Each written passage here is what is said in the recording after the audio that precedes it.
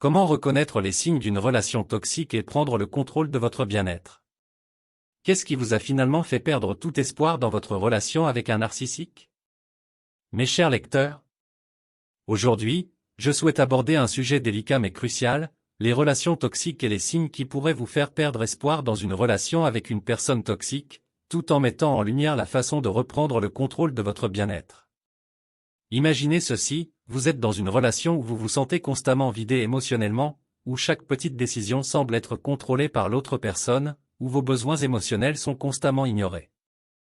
Vous pourriez être face à un individu présentant des traits narcissiques. Les relations avec des narcissiques peuvent se manifester de plusieurs façons. Voici quelques signes que vous pourriez rencontrer dans une relation toxique. Premièrement, le manque d'empathie. Vous vous trouvez souvent à exprimer vos sentiments sans recevoir la moindre once de compréhension ou de soutien en retour. Vos émotions sont minimisées voire complètement ignorées. Deuxièmement, la manipulation et le contrôle.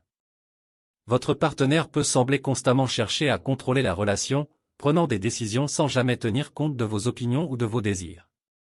Troisièmement, le besoin insatiable d'admiration. Les narcissiques ont un désir constant d'être au centre de l'attention, cherchant la validation et l'admiration de manière démesurée, sans jamais reconnaître vos propres besoins émotionnels. Quatrièmement, l'absence de responsabilité. Les narcissiques ont du mal à admettre leurs erreurs ou à assumer leurs actes, ce qui rend tout dialogue constructif ou résolution de conflits extrêmement difficile, voire impossible. Enfin, le cycle incessant de valorisation et de dévalorisation.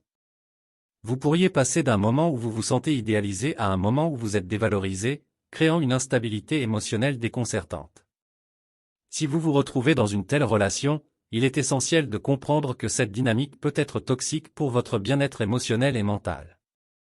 Comment pouvez-vous reprendre le contrôle? Tout d'abord, reconnaître ces signes est la première étape. Une prise de conscience est fondamentale pour entamer un changement. Ensuite, prenez du recul pour évaluer la situation de manière objective.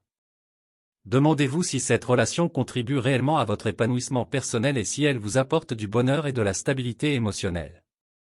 Par la suite, fixez des limites claires et définissez vos besoins. Exprimez-vous calmement et assertivement sur ce qui est acceptable pour vous dans la relation. N'oubliez pas, votre bien-être est primordial.